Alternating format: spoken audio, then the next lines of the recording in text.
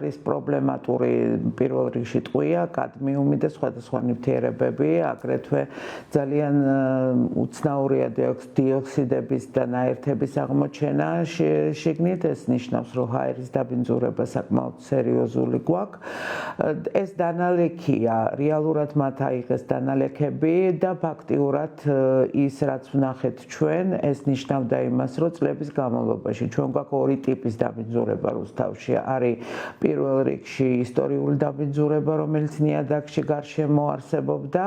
და პარალელურად უკვე დაემატა კიდე დამატებითი დაბინძურების ფონი, რომელიც გვაქვს და რამდენიმე წელია უკვე გარემოს დამცველები იბრძვიან, რომ რუსთავში ჰაერი იყოს უფრო სუფთა. იცით თქვენ, რომ ზოგადად ეს ძალიან დიდი პრობლემაა და განსაკუთრებით რუსთავისთვის, იმიტომ რომ ამასთან დაკავშირებით იყო მიღებული სპეციალური გადაწყვეტილებები, რუსთავის გეგმაც იყო დამუშავებული ჰაერის გაწმენდასთან დაკავშირებით, არის მიღებული ახალი კანონი, რომელიც გარკვეულ ვალდებულებებს და პასუხისმგებლობებს აკისრებს საწარმოებს და არის ლაპარაკი იმაზე, რომ ზოგადად მათ ფილტრები უნდა გააკეთონ, განახორციელონ,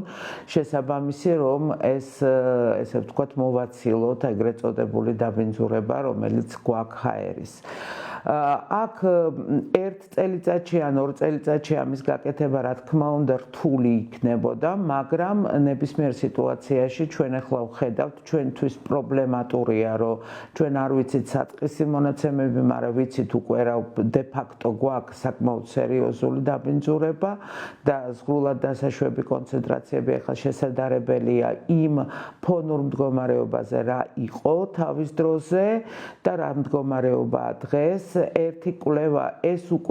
კვლევა, რომელიც განგაში ზარს ეხავს და ჩვენ უკვე ვიცით და ვიცოდით, რომ დაბინძურება სერიოზული გვაქვს და აუცილებლობაა, რომ რაღაცა ღონისძიებების გეგმა უფრო მკაცრი, ესე ვთქვათ, დაიგეგმოს ქალაქ რუსთავისთვის.